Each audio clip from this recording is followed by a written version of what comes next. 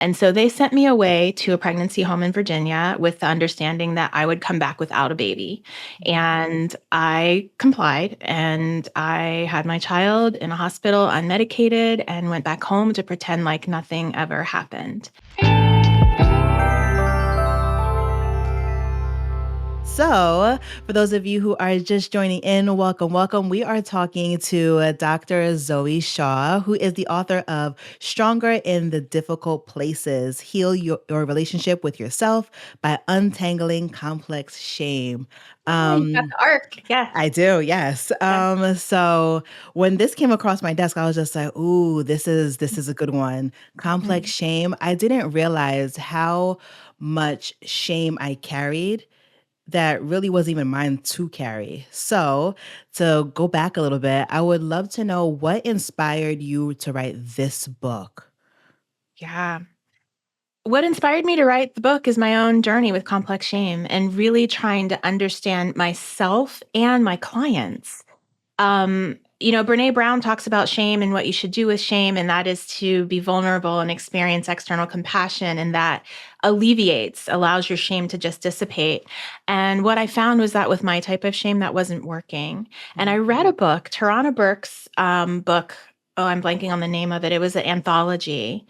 And in it, she talked about a type of shame that was not alleviated by external compassion and vulnerability. And Brene Brown actually did a foreword in her book. And in that book, Brene Brown said, "My research is strong, my research is good, and I know it's valid."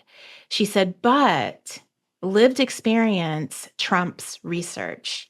And so Yes. she acknowledged that there's this other kind of thing going on, this different type of shame. And so I began to wonder, what is it? And how can we describe it? How can we understand it better? And more importantly, how can we heal it? Because if external compassion and vulnerability doesn't do it, what can we do? And so I began to do a deep dive, both internally and with my practice, my work. And I termed it complex shame Mhm. and understood how the development of complex shame happens such that it's a little more complicated than what I call simple shame. And Mhm. so when we receive external compassion, there's two things that happen. Either we are not able to accept it because there's a part of us that says, "Oh, but you don't understand if you really knew." Or, especially this happens with marginalized people and society, is that there's no compassion to be had. And instead, we're Mm. gaslit. And we're Mm. told, "Oh, that didn't happen," or "You don't really, you didn't really experience that." And so instead, our shame just goes deeper. So Mm. that's kind of my journey. And I had I had my own personal a shame story that Mhm. started way back in childhood and adolescence that got me to this place. Oh, okay. So let's go ahead and jump right into it. So, what is your shame story if you're open to Of course. share? I I wrote a feel whole like book we all about have it. one. Yes. Yes, we do. And I'm so glad you said that because everybody experiences shame. Not everybody experiences complex shame, but everybody experiences shame. And the beauty of my book is that whether you're experiencing complex shame or simple shame, the tools will still work. But specifically for people who have complex shame, the book is really helpful. So my own shame story, I started my life in just a very kind of normal way. My dad was a doctor in the Air Force, and we lived in the DC area, very diverse area. When I was 8 years old, we moved to a small rural farming community in Maryland, in Smithsburg, Maryland, where there were lots of Mennonites and Amish and very white community, Mhm. completely white community. And I was kind of dropped into this place. And I developed over the years some real struggles with my racial identity, just trying to understand because externally I was being told in many different ways that the color of my skin was not okay, Yeah. something I did not learn up until 8. And so I developed some racial shame then. And then when I was 15, I got pregnant. And I also grew up in a fundamental Christian home. My dad was a prominent doctor in the community. And my parents, when they found out, I hid it as long as I could, um, were like, this is not going to happen. And so they sent me away to a pregnancy home in Virginia with the understanding that I would come back without a baby. Mhm. And I complied and I had my child in a hospital unmedicated and went back home to pretend like nothing ever happened. Oh, And that's when my shame story really began, my deepest shame yeah. story. And I spent years running from grief, running from shame, and I did it. People compensate in different ways. For me, it was really overachievement. So Yeah. I overachieved academically, I overachieved athletically. I got a scholarship to UCLA. I married very early to try to really just kind of get rid of my shame. Um, went, did my bachelor's degree, competed in track and field, got my master's, got my doctorate. Eventually, years later, when I had my first kept daughter, she was born with a very rare genetic disorder called Prader-Willi syndrome. Mm. And in that moment, my shame kind of it hit like it broke the dam that I had been holding up so strongly. And I really and truly spiraled. I believed that God was punishing me for having placed my daughter for adoption, and he was Oh, punishing my daughter for this disorder that she had. And I had to kind of lift myself up from rock bottom and learn how to heal myself in the midst of raising children, running a private practice, and trying to heal myself at the same time, and in the midst of being in a very difficult, dysfunctional marriage. And so as I began to grow and heal and develop freedom, I began talking to other women. I began stepping outside of my therapy room and speaking and writing, and ultimately figuring out this complex shame thing. wow. Wow. Thank you so much for sharing. You're welcome. When you talked about, going to a home for pregnant girls, like my heart, I can Mm, only imagine what you were going through just being pregnant and just how scary that is, and then terrifying. being away from your family and having to whew, um Uh, and yeah, it all makes sense where the shame would come from, especially as we're adolescents and just young people. We tend to put blame and shame on ourselves. Like we make these burdens and we carry them mhm. as if they're ours. But who? So as you described, just everything came to a head years later. What was even the first step from recovering from the complex shame? Yeah, I first want to just highlight that my story sounds very dramatic, and it is, and it was Mhm. very traumatic.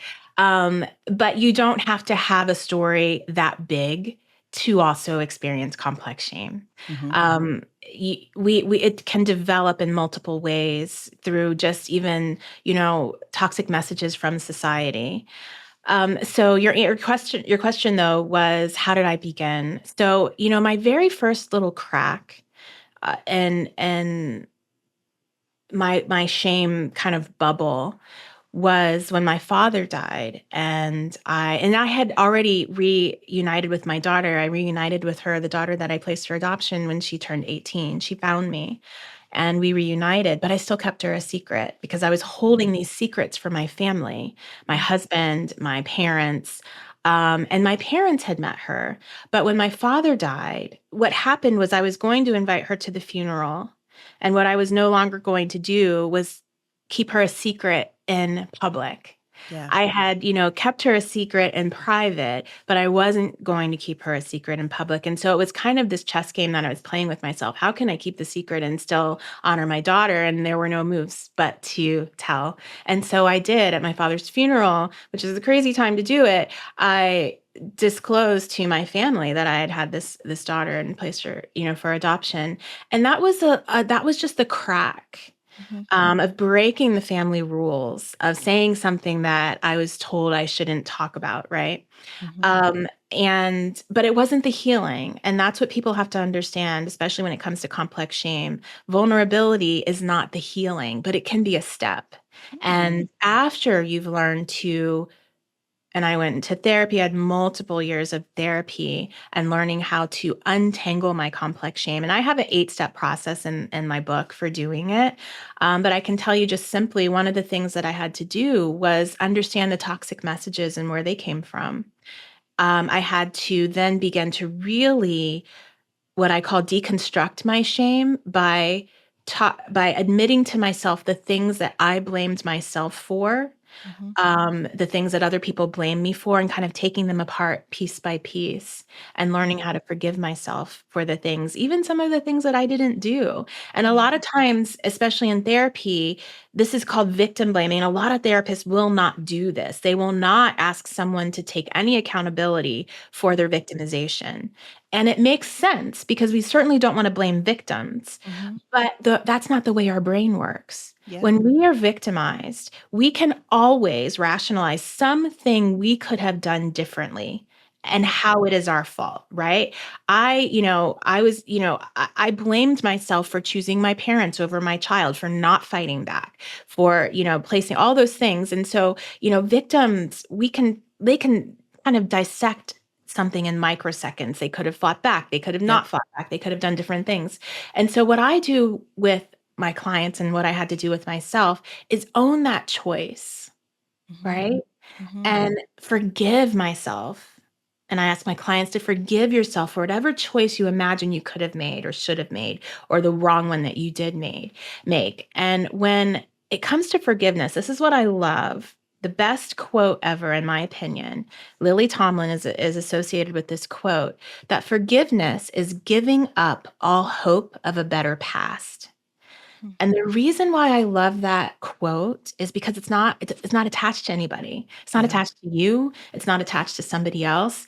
And we have to give up all hope that our past could have been different.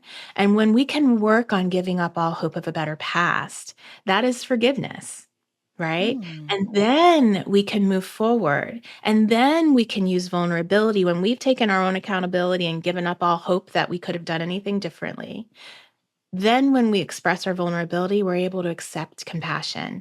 And when compassion doesn't exist, when people are gaslighting us, maybe, Mhm. we have already given ourselves compassion. And so we're okay with it.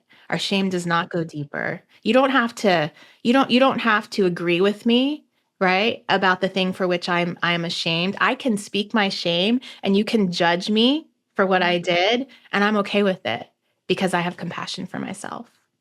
See, I think that part is very difficult for a lot of us, and I'm Mhm. talking about Yes. myself and even my friends.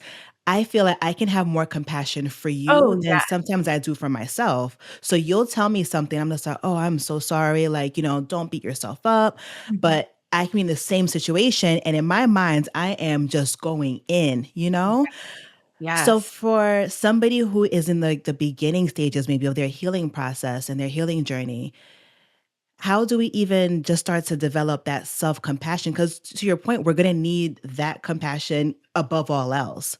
So how Yes. do we start to even That's be such a kind good to ourselves? question. And it is hard. Nowhere ever did I say that none of this is hard. It's hard work, but Work, it is yep. such good work. Yeah. So there's two ways. The first is that when we can understand that all behavior makes sense in its context, we can release judgment.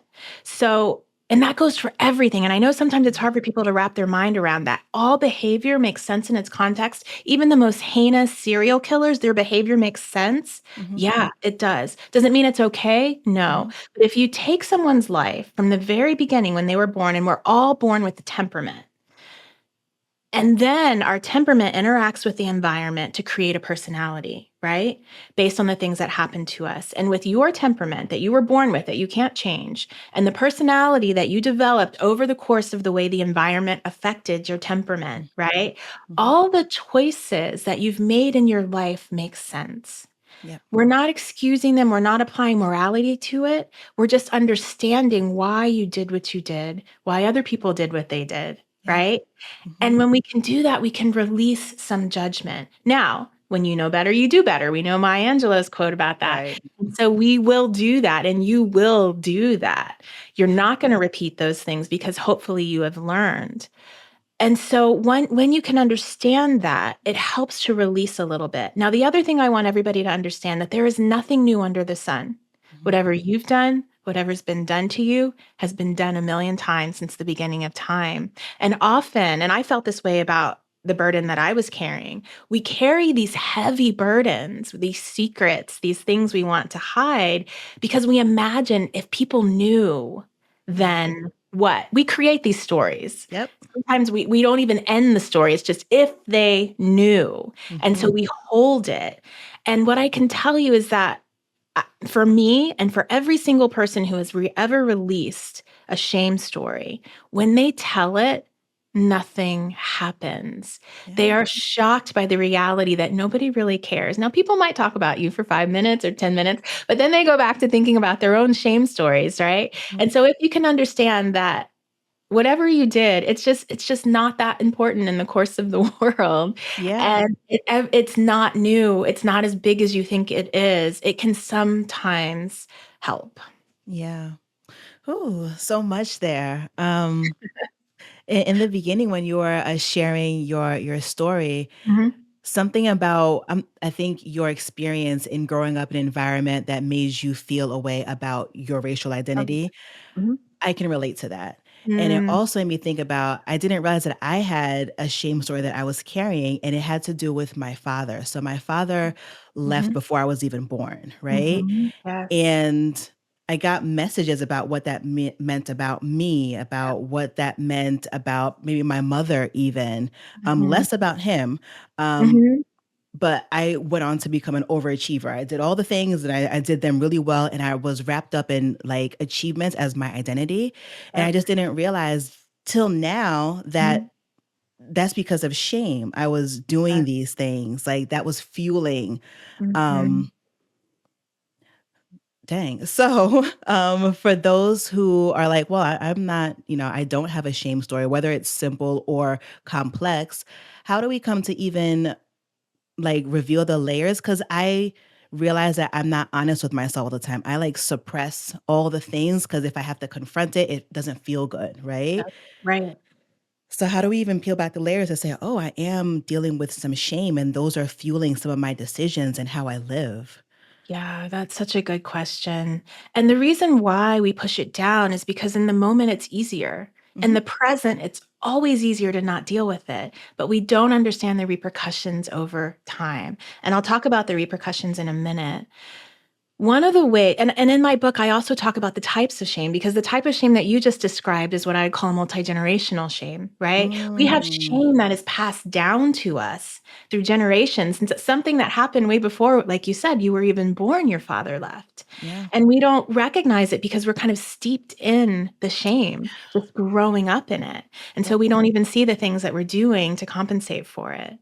Um, and so, one of the ways that we can find and recognize shame in our life is any place you are hiding. That's where shame exists. So, Mm, anytime you have that inkling of, oh, I don't really want people to know, maybe I don't want people to know my father left when yeah. I was a baby, right? Maybe I want to look like this person who came from this two-parent home and that Mhm, kind of thing. My best friend has the same thing. She doesn't know who her father is. And we just mhm, had this whole conversation about the shame that that has created for her that she doesn't know who her father is. And so, anytime we have that sense of, I don't want them to know if they found out this and I want to hide this, that is where your shame lies. And so, mm, when you can begin to identify it, then you can start to go, okay, where did that come from? What were the messages that I were told, that I was told about this? And what were the messages that were passed down to me without words? So, yeah, the thing about our families is that the messages and the rules that we often hold the most strongly in our families were never passed down to us with words. They were passed down with silence, with a raise of an eyebrow, with a shake of the head, right? With things we just understood but never spoke about. yep. And so we have to pay attention not just to the actual words that were told to us, but the messages that we got. Oh, my goodness. Oh my goodness. So talk to me about what are the other types of shame that you've experienced and wrote about, of course. So you mentioned the multi-generational Right. shame. What Mhm. else?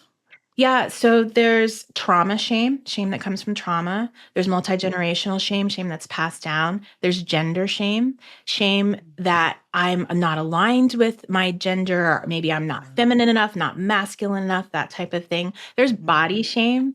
Mhm. For girls, it starts, so early. Yeah. There is imposter syndrome, shame. So syndrome is a shame. This sense of I don't really deserve the level that I've accomplished, or especially this happens for marginalized people in society when they start to raise in corporate world, right? Mhm. This sense of I don't belong, right? Or I have to hide, and they can feel like an imposter. There's religious shame. There's Mhm. shame that often faith communities, unfortunately, pack a lot of shame, and Yeah. and they mistakenly use shame as a tool to control without realizing that what shame really does is it just makes behavior go underground. It does not change behavior.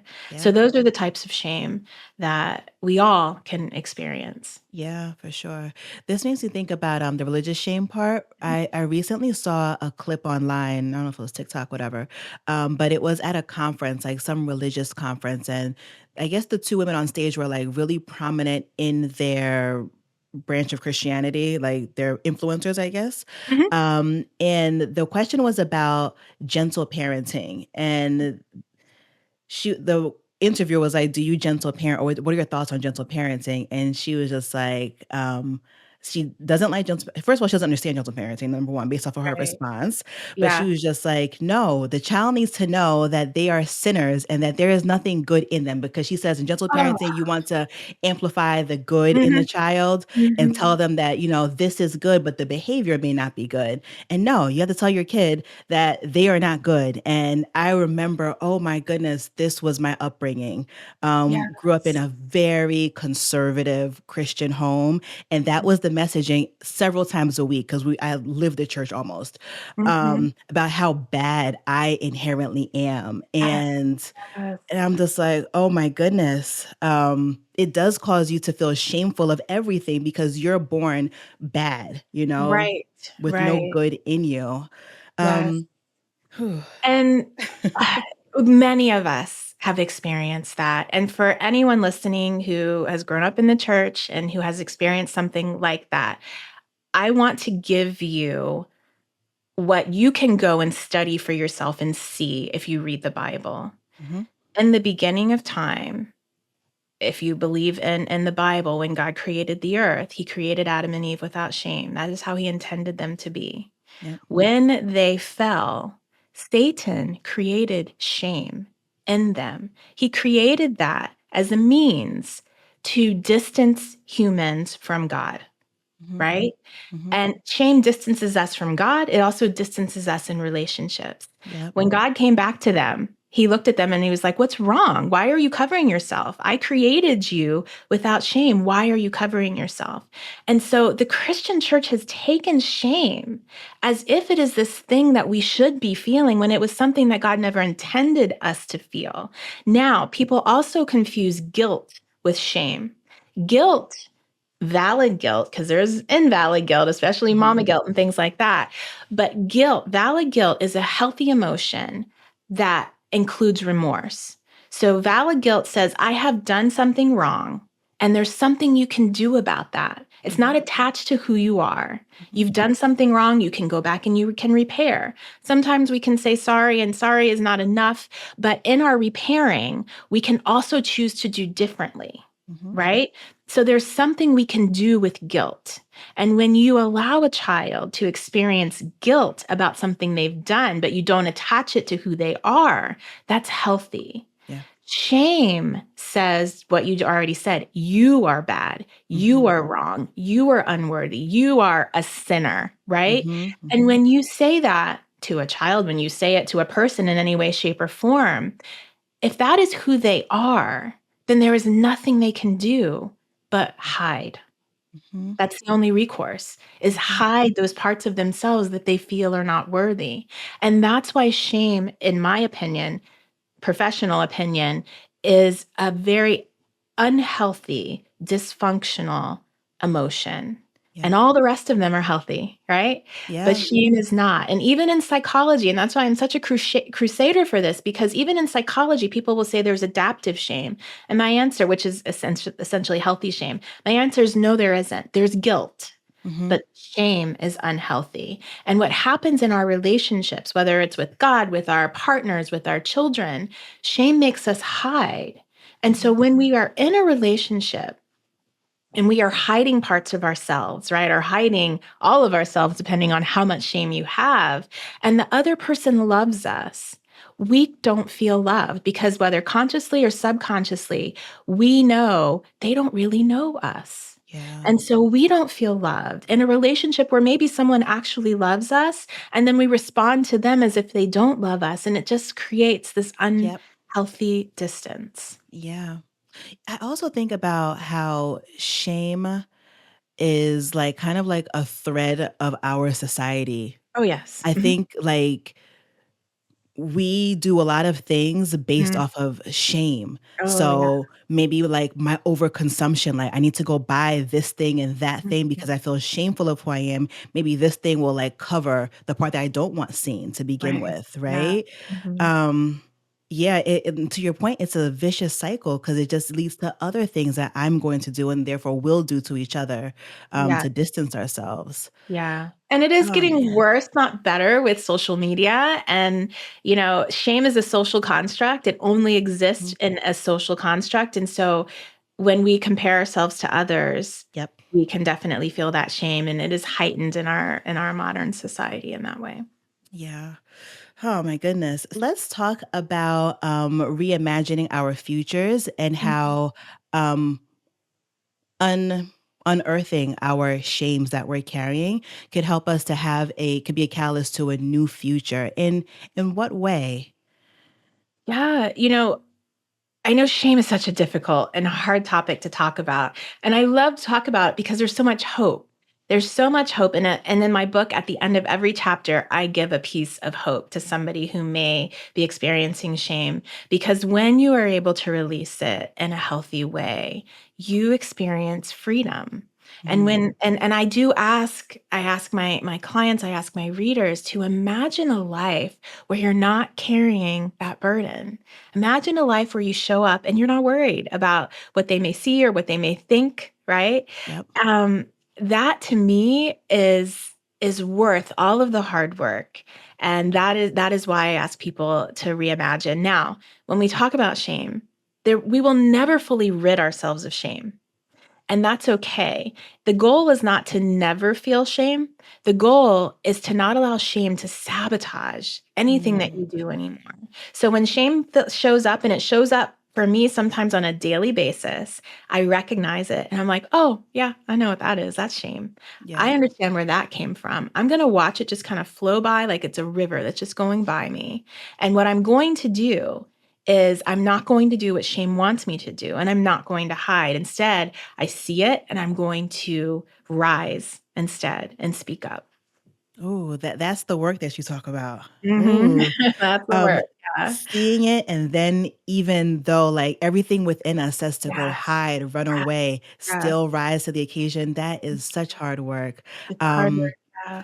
But worth I it. was Yeah, for sure worth it, but in the Yeah. meantime, it's like, "Ooh, this is uncomfortable." Mhm. I was talking to my therapist the other day, and, I think she helped me to uncover some parts about myself that I've been suppressing, right? Mhm. And I was telling her, whenever I get uncomfortable, because she's like, you're disconnected from your body. And I'm like, you're right. Whenever I get uncomfortable, like physically, if an emotion makes me feel a way, I Mhm. literally get busy. Whether Mhm. it's adding Yep. more Yep. tasks to my already busy list, or Mhm. physically I'm gonna like start to move. And Mhm. she's like, no, I want you to practice being still and recognizing the thoughts and the feelings as they come. Don't Yes. judge them and just Yeah. let them pass. I'm just like, that Yeah. is so hard. What do you Like, can I mean? just go? Yes. What do you mean sit with them? No. Oh, yeah. But Yeah. yes. So I want to ask you one question before we get into like a quick little lightning round to like get to know Dr. Zoe a little bit better. Okay. So, if there was one thing that you'd want your reader to take away from this book, what would that one thing be? And it's hard because there's so many things in here, but what would that Mhm. one little nugget be or one gem? You are worthy. You are worthy to show up exactly how you are. That's it. You're worthy. Yep. You just Yep. have to believe it. Yep. Yeah. Yep. And that shame makes us feel so unworthy of all the Mhm. things. Anything Mhm. good. Yep. Yeah. Yep.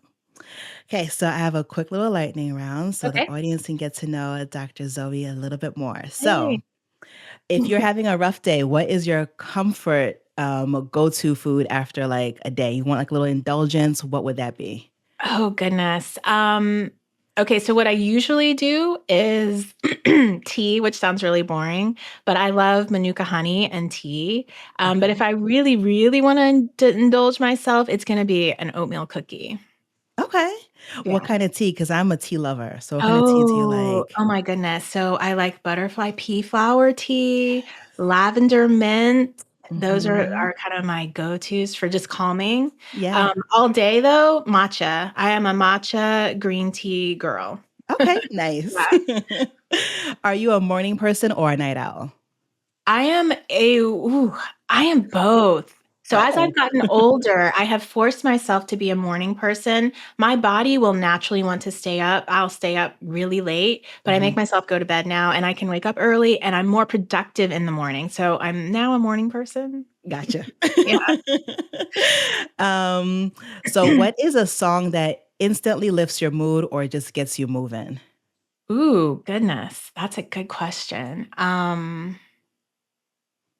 I don't know. I am so bad with songs. It's okay. Um, I know I like Adele, but I can't think of a specific song. I'm so bad with songs. Yeah. No worries. Okay. So you mentioned your best friend earlier. So Yes. what is one word that your best friend would use to describe you?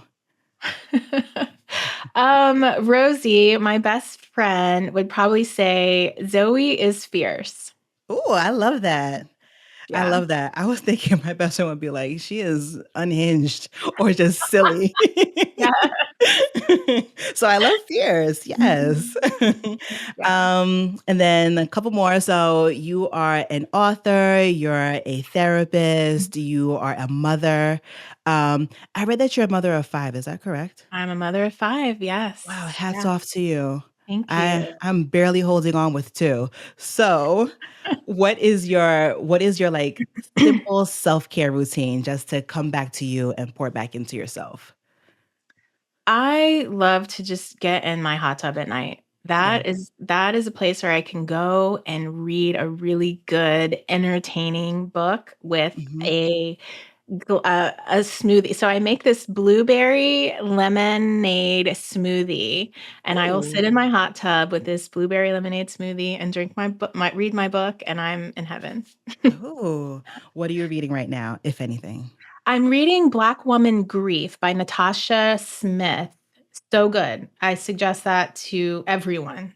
Okay. Yes, I will. everybody needs to read it. If you have a friend who is a Black woman, if you are a Black woman, if you have anybody in your family, read the book, Black Woman Grief. Okay. So, of course, I will put your book down below in the show notes. Please Thank go you. ahead and purchase it. Buy one for yourself, buy one for a friend. And then also, I'll add Black Women Grief because, yeah, healing from all the things shame, grief. We're all grieving something, Yep. unfortunately. Thank you for listening to this episode of Be Well Sis. If you'd like to get in touch with us, there's a link in the show notes. Be Well Sis is hosted by me, Dr. Cassandra Dunbar, and produced by Edit Audio. Don't forget to hit follow so you never miss an episode. Until next time, be well, sis.